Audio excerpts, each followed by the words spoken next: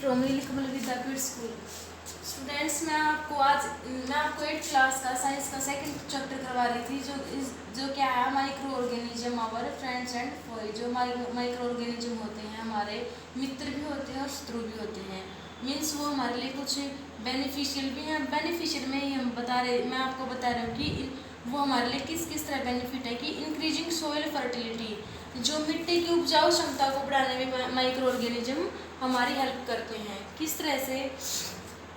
Some bacteria and blue green algae are able to fix nitrogen from the atmosphere to enrich soil with nitrogen and increase its fertility। कुछ bacteria और जो green colour की अलगी होती है, अलगी क्या होती है? काई होती है, जो उसको कहते हैं अलगी। इन दोनों में क्या है? इन दोनों में क्षमता होती है कि ये एटमॉस्फेयर से नाइट्रोजन लेकर, कहाँ से? नाइट्रोजन फ्रॉम एटमॉस्फेयर, एटमॉस्फेयर से नाइट्रोजन लेकर मिट्टी में डाल सके, मिट्टी तक पहुँचा सके, ताकि मिट्टी को भरपूर मात्रा में नाइट्रोजन मिल सके और मिट्टी की जो फर्टिलिटी है वो बनी रहे। फर्टिलिटी मीन्स मिट्टी की उपजाऊ क्षमता बनी रहे। The microbes are commonly called biological nitrogen fixer. ये माइक्रोब जो मिट्टी की उपजाऊ क्षमता को बढ़ाते हैं उन्हें हम क्या कहते हैं? Biological nitrogen fixer. उनको क्या नाम दिया जाता है? Biological nitrogen fixer.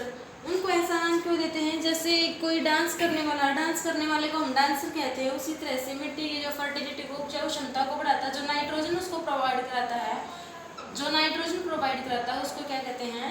Biological nitrogen fixer, इनको नाम दिया गया है। अब नेक्स्ट टॉपिक है कि जो माइक्रो ऑर्गेनिज्म है वो और क्या फायदा करते हैं हमारा? क्लीनिंग द एनवायरनमेंट, हमारे एनवायरनमेंट को साफ सुथरा रखते हैं। भोजो और पहली 2 बच्चे हैं, उन्होंने ऑब्जर्व किया कि जो उनके बाग का माली था वो खाद बना रहा था, और उसने खाद किस टाइप से बनाया? उसने सूखे पेड़ पौधों से, सब्जियों के छिलके से, और जो फल फूल या फिर जो सड़े हुए छिलके थे उन सबको इकट्ठा करके क्या किया? उन सारे कचरे को एक गड्ढे में डाल दिया और फिर उस गड्ढे को कवर कर दिया। कवर करने के बाद कुछ टाइम बाद उसको वापस से ओपन किया तो क्या मिला? उन्होंने जो वो सारी चीजें थी सड़ी हुई, वो अब मैन्योर में कन्वर्ट हो चुकी हैं, अब वो खाद बन चुकी हैं। अब भोजो और पहली का यह क्वेश्चन है कि ये ऐसा कैसे पॉसिबल हुआ? जो सड़ी हुई चीजें थी वो खाद में कैसे कन्वर्ट हो गई?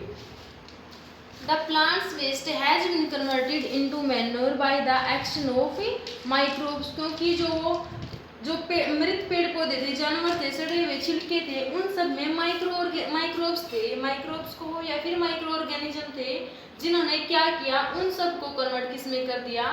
मैन्योर में कन्वर्ट कर दिया। किसकी वजह से कन्वर्ट हुए हैं? माइक्रोब्स की वजह से कन्वर्ट हुए हैं। और फिर जो खाद बन चुका है उसका यूज हम कहाँ करते हैं? अब जो अच्छे प्लांट्स हैं, उन ग्रो कर रहे हैं प्लांट्स, उनकी ग्रोथ को इंक्रीज करने के लिए, उनमें न्यूट्रिएंट्स प्रोवाइड करने के लिए हम मैन्योर को ऐड करते हैं, फिर ताकि उनकी जो ग्रोथ है उसमें और भी ज़्यादा इंक्रीमेंट हो सके। इसीलिए कहा जाता है कि जो माइक्रो ऑर्गेनिज्म है उनका मेन काम क्या है? कि बदबूदार और नुकसानदायक चीज़ों को की साफ सफाई करके हमारे एनवायरनमेंट को साफ सुथरा रखना।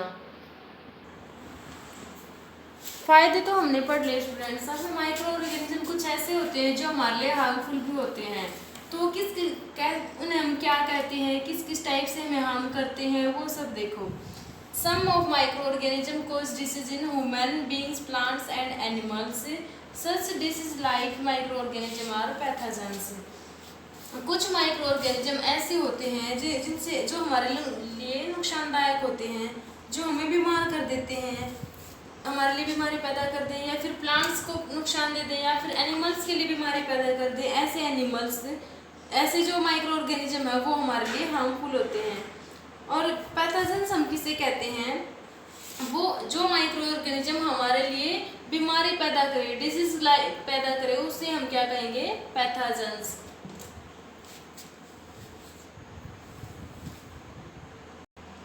अब मैंने आपको बताया कि जो माइक्रो ऑर्गेनिज्म है उनसे ह्यूमन को भी बीमारी हो सकती है, मनुष्य बीमार हो सकते हैं। नेक्स्ट टॉपिक क्या है? Disease causing micro organism in human को किस तरह से बीमार कर सकते हैं माइक्रो ऑर्गेनिज्म, वो देखिए। जब जो पैथोजेंस मैंने किसे बताया? वो जो हमारे लिए बीमारी पैदा करे। जब ऐसे माइक्रो ऑर्गेनिज्म जो हमारे शरीर में एंटर करते हैं तो वो एयर के थ्रू या फिर वाटर के थ्रू, या फिर हम अगर गंदा खाना खा ले, गंदा खाना मीन्स बिना ढका हुआ खाना खा लेते हैं, तब हमारे शरीर में पैथोजेंस एंटर करते हैं। और जो एक इन्फेक्टेड इंसान है जिसके अंदर पैथोजेंस है, अगर वो हमें टच करता है तो हमें बीमारी हो सकती है। क्या कहा मैंने? Direct contact with N infected person, कि अगर जिस ऐसा इंसान जो इन्फेक्टेड है, पहले से ही बीमार है, वो अगर हमें टच भी कर देगा तो क्या हो जाएगा? बीमारी लगने का खतरा है इससे। सेकंड क्या है? Spread from an infected person to a healthy person through air, water, food and physical contact are called communicable disease.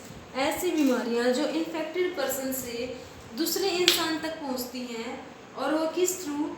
Air के थ्रू, वाटर के थ्रू या फिर फूड के थ्रू पहुंचे, उन्हें हम क्या कहेंगे? Communicable disease.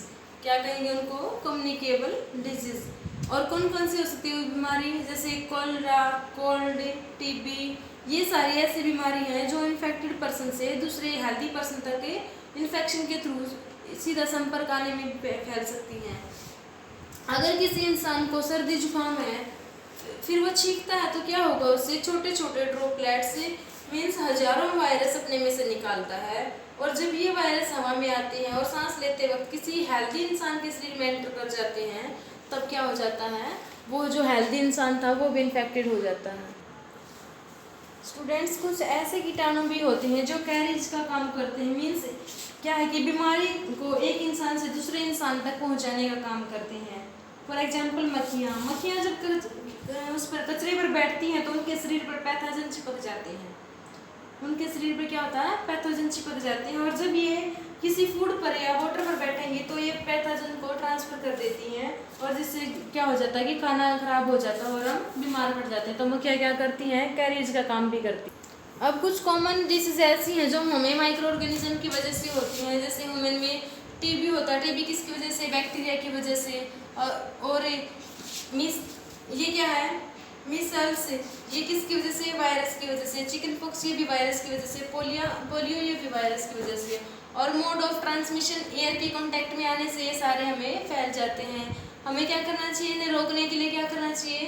Keep the patients in complete isolation. जो पेशेंट्स है, जो बीमार व्यक्ति है, उसको बिल्कुल अकेला रखना चाहिए। Vaccination to be given at suitable time, और जो टीकाकरण है, दवाई यहाँ वो टाइम पर देनी चाहिए। नेक्स्ट है कोलरा और टाइफाइड, ये दोनों बैक्टीरिया की वजह से होते हैं। फूड और वाटर के वजह से इनका मोड ऑफ ट्रांसमिशन होता है कि मीन्स फूड, और जब उसका वाटर का संपर्क आता है, इंसान खराब फूड या फिर वाटर पी लेता है, तो उसकी वजह से भी ये बीमारियाँ फैलती हैं। क्या करना चाहिए रोकने के लिए? मेंटेन पर्सनल हाइजीनिक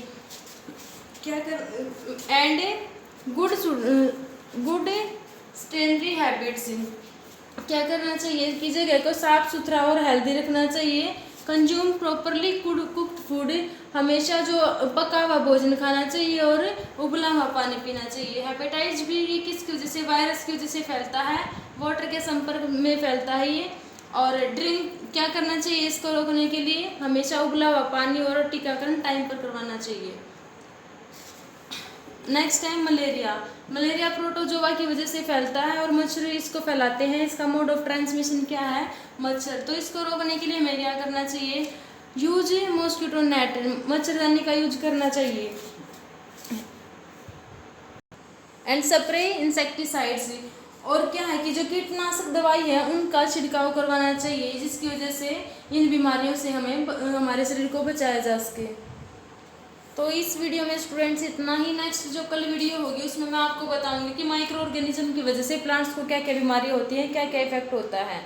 इसको यहाँ तक आप ध्यान से रीड करना।